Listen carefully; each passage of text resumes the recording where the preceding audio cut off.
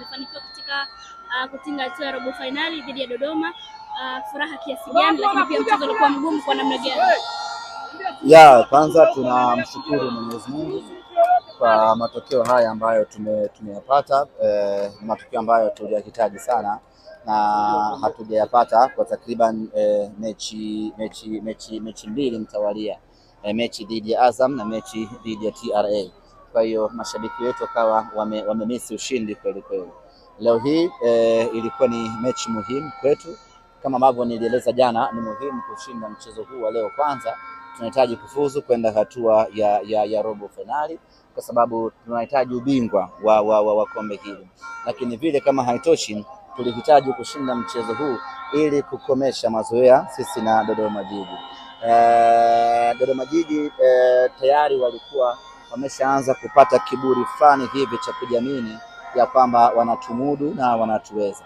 Kwa hiyo mechi ya leo ilikuwa ni mechi mahususi ya kuwakomesha Dodoma Jiji na kuwakumbusha ya kwamba nyinyi mtabaki kuwa ni Dodoma Jiji na sisi tabaki tukuwa ni Simba Sports Club.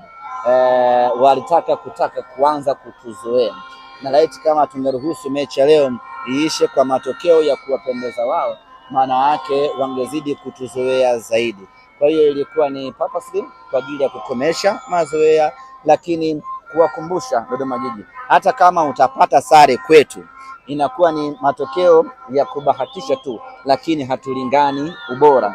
Kwa hiyo mechi leo ilikuwa ni mechi ya kuwafunga, mechi ya kuwapigia mpira mkubwa na mechi ya kuwadhalilisha, na yote yamekwenda vizuri.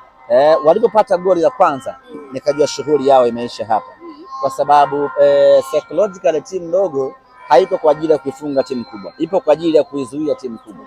Sasa kama umetufunga, maana yake ni kwamba mpango wako wewe umeshaharibika wa kutuzuia, utabaki unacheza hovyo, kwa sababu huo haukuwa mpango wako wewe wa mwanzo wa kutufunga. Mpango wako mwanzo ulikuwa ni kuzuia. Sasa pale baada ya kutufunga goli moja, nikapiga makofi nikasema sasa wataondoka kwenye mpango wao na watacheza kwa pressure kubwa.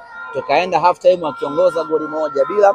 Kipindi cha pili ikawa ni kipindi cha mauaji ya kikatili, tukawapelekea moto mzito, tukawapelekea nyuklia ya kutosha, tukawafanya vibaya, tukamgonga bao 3, lakini tukawapigia mpira mkubwa.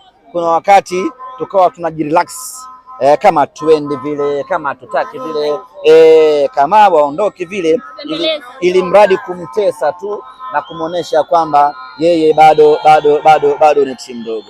Unaweza ukapata sare na Simba, lakini haimaanishi kwamba unatumudu, unatuweza ama nini.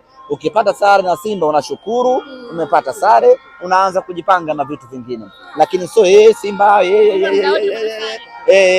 kubahatisha hakuji mara mbili, kubahatisha huwa ni mara moja. Semaje mzungumzie Selemani Mwalimu ambaye amekuwa sasa. Kuna tukio moja hapa, kuna tajiri moja anakabidhi kibunda pale kwa wachezaji wetu, tulibutua lile afu tuendelee na interview yetu. Leo tutahojiana mpaka asubuhi hapa.